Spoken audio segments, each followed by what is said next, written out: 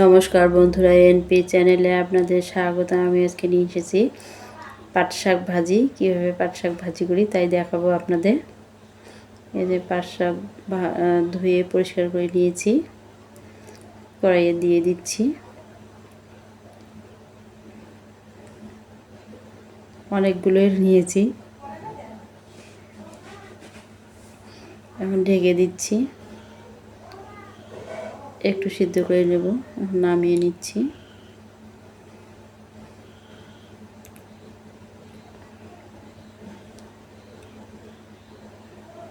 চার 5 মিনিটের মধ্যে ভাপিয়ে নিচ্ছি।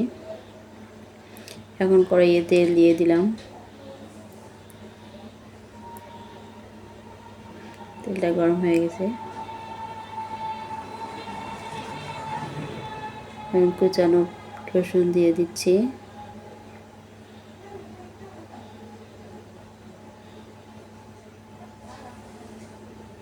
রসুনটাকে ভালোভাবে ভেজে নেব। দিয়ে দিচ্ছি কাঁচা লঙ্কা কুচি,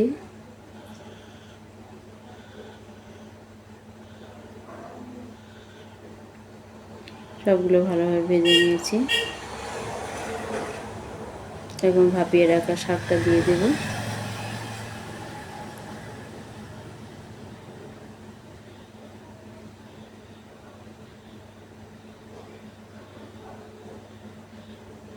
খুন্তি দিয়ে এরকম করে ভালোভাবে ঝেড়ে নিতে হবে, তাহলে শাকটা ঝরঝরে হবে।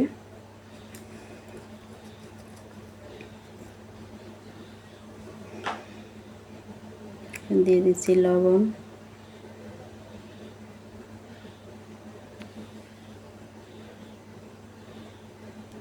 লবণটা দিয়ে এরকম ভালোভাবে ঝেড়ে নিতে হবে।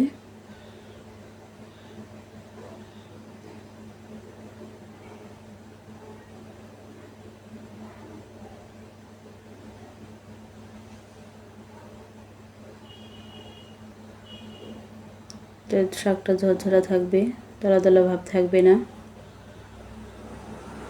খেতেও ভালো লাগবে।